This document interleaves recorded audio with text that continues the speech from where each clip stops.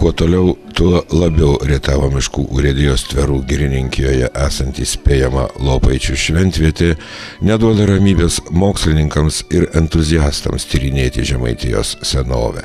Kai kas jau tyčia ar ne apie šventvietę kalbėdamas pamiršta pridėti žodį spėjama, o tai sukelia vis naujų ginčų.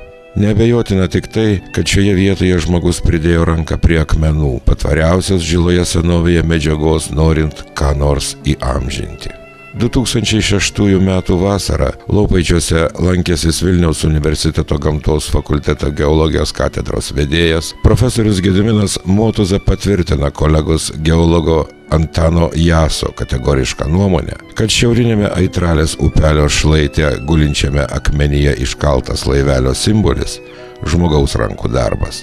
Žinant spėjimą, kad toks pats simbolis iškastas ir pietinėme šlaite, o prie jo guli akmuo su natūraliai atsiradusia laivelio formos nuoskala, galima kalbėti ir apie atsitiktinumus, ir apie tikslingą žmogaus veiklą. Be to, ir šaltinio prie upelio iškrovos vieta irgi tokios pat formos.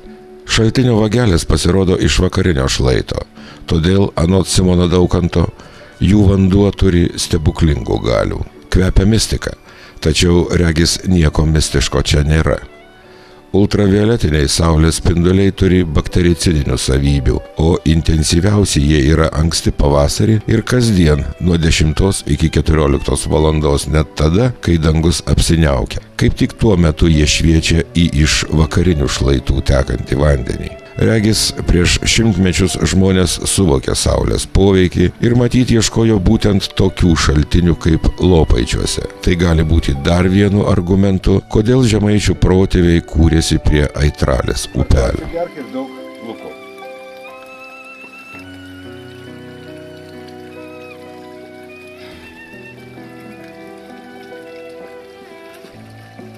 Ir pakabink vėl paudokai veikia. Pagaliuko.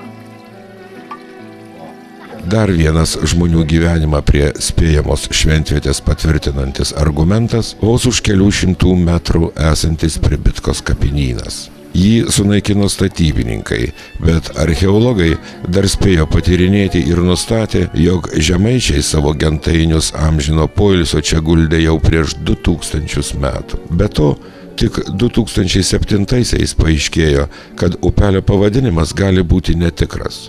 1949 metais darytame miškotvarkos projekte dabartinės Rietavo miškų urėdijos Tverų girininkijoje per Lopaičius tekančios Aitros atkarpa vadinama pilies vardu.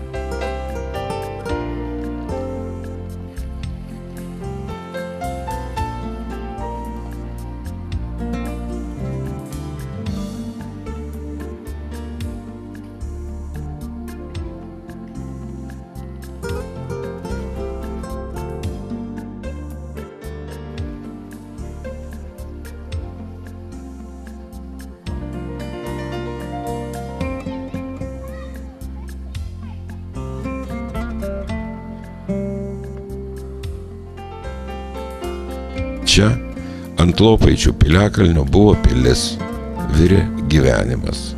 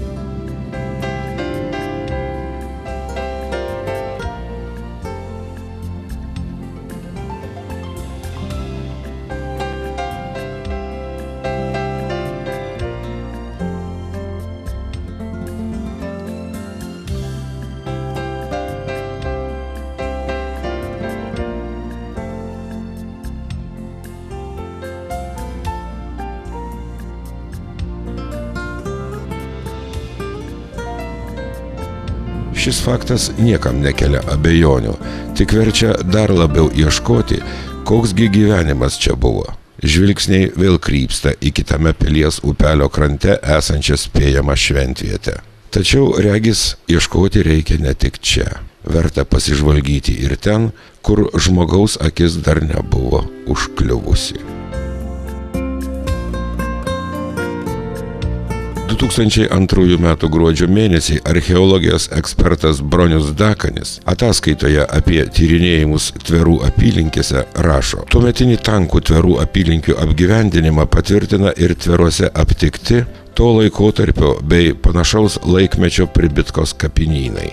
Tverai siejami su 13 amžiaus antrojo ketvirčio Žemaitijos kunigaikščių Vykintu, kuris, kaip nurodo Ipatijaus metraštis, vadovavo žemaičių kariuomeniai Saulės mūšyje 1236 metais. Be to, nustatyta, kad paties Lopaičių piliakalnio, vadinamo pilimis, vakarinis šaltiniuotas šlaitas griūva į Aitralės upelį. Sutvarkius želdinius piliakalnyje, reikėtų parengti jo šlaitų sutvarkymo projektą ir paruošti šią Žemaitijos ir Lietuvos istorijai svarbią vietą lankymui. Nuo piliakalnio atsiveria įspūdingas vaizdas į mažai urbanizuotas Tverų apylinkės, leidžiančias suvokti šios vietos svarbą Žemaitijos gynybinėje sistemoje prieš kryžiuočių ordiną, beje, labai primenančioje Vilniaus. Vos keliems mėnesiams praėjus po šio archeologo pasiūlymo, Rietavo miškų urėdija užsakė Lopaičių piliakalnio ir kelio jo link sutvarkymo projektą. Prasidėję darbai atvėrė tokius istorijos liudijimus, jog žado netekę mokslininkai tik aikčiojo ir ilgai nesiryžo prabilti apie spėjamus Lopaičių šventvietę, dolmeną, Žinių kapines ir kitus radinius. Tai ir buvo iki šiol neregėto susidomėjimo Vykinto laikų Žemaitija pradžia. Lopaičiuose apsilankiusi astromineralogė Audronė Ilgevičienė sako, kad skirtingų metų čia buvusios 4 šventvietės. Pirmoji, anot Ilgevičienės, atsirado prieš 7000 metų. Po kiek laiko jis sunyko, vėliau atsirado kita ir vėl pradingo metų versmėje. Paskutinioji, 4, įkurta prieš 700 metų. Tokie samprotavimai, tuo labiau astromineralogės skelbiama žinia, jog čia stati palaidoti smurtinę mirtimi mirę 2 žyniai, kvepia mistika. Tuo žodžiu žmonės vadina iki šiol nepaaiškintus reiškinius, kuriais palyginus neseniai buvo žaibas, vėjas, judantis dangaus šviesuliai.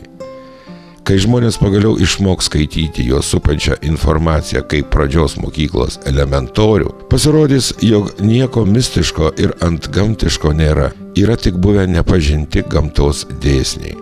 O kol kas išspėjamas observatorijos Gręžinio, Vilniaus universiteto gamtos mokslų fakulteto geologijos katedros vedėjo, mokslų daktaro Gedimino Motuzos vadovaujamos ekspedicijos paimtame grunto pavyzdyje ištyrus žiedadulkes nustatyta, kad prieš 7000 metų čia buvo gili duobė. Žinant, kad Ilgevičienė tą patį skaičių minėjo anksčiau, nei Geografijos ir geologijos institute buvo ištirtos žiedadulkės ir kad spėjamos observatorijos šlaite 45 cm gylyje rasta puodo šukė, vėlgi galima manyti apie išskirtinę Lopaičių reikšmę. Tuo labiau, kad jau aišku, jog šiose vietose žmonės gyveno seniai. Adomas